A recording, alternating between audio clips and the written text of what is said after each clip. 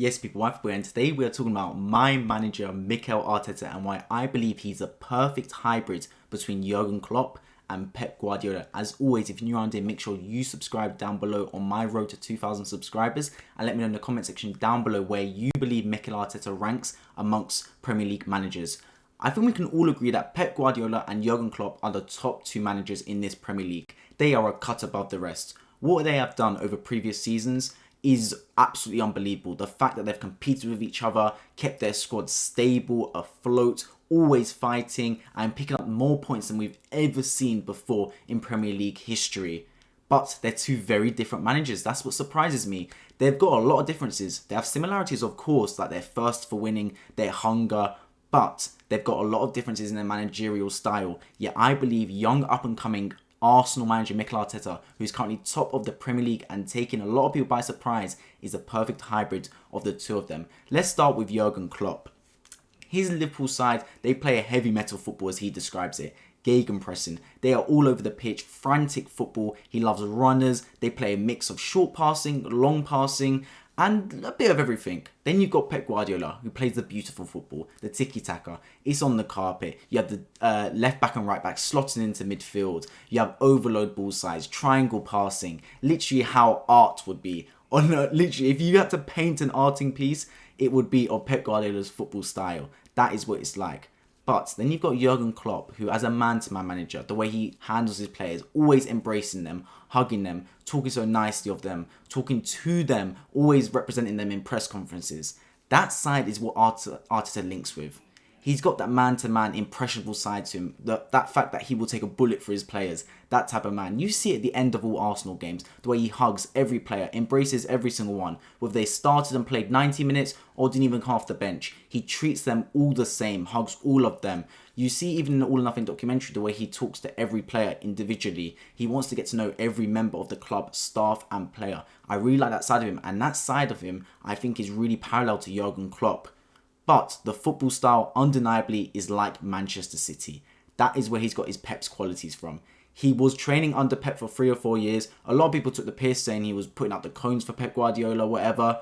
I'm telling you, this brother learned something. Let me shadow Pep Guardiola for 3 years. I'll learn something about football. And this is Mikel Arteta, who knows a hell of a lot more about football than I do.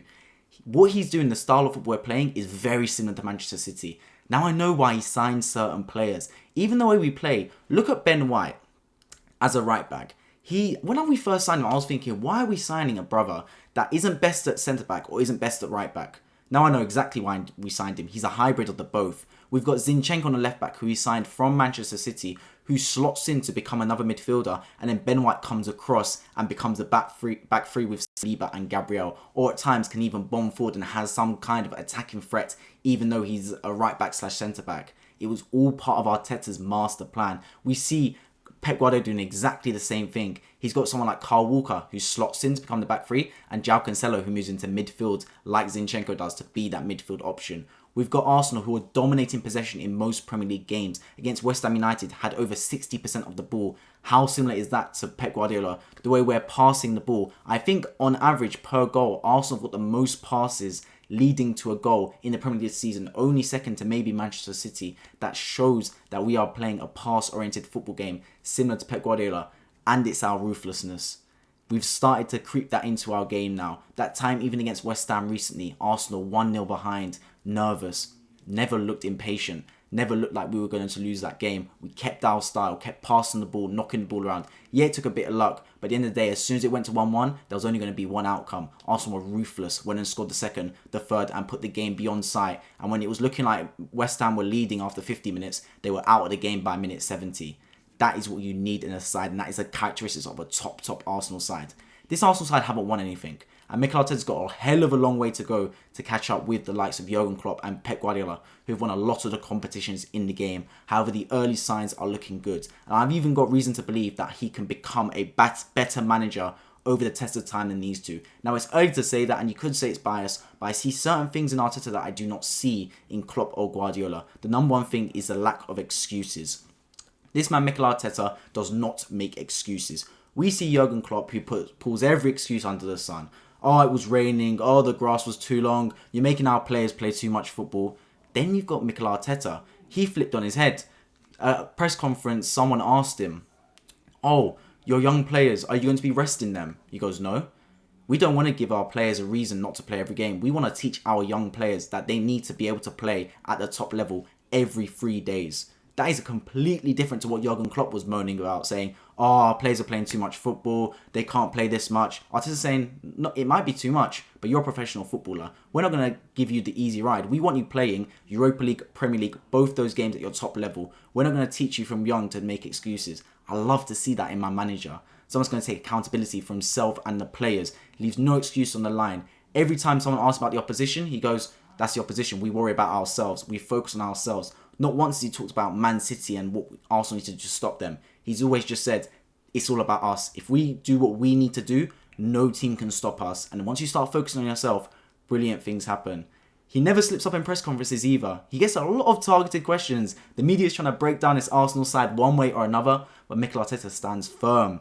He knows that he's at the helm of this Arsenal team and it's his team as well. And I think the board as well takes a lot of credit for this, given the fact that they have backed him at times. Apart from the January transfer window last season, where we signed no one, every other transfer window we have backed this man, and we backed him especially in belief towards him as well. There's a lot of clubs that would have sacked Mikel Arteta after the run he went on.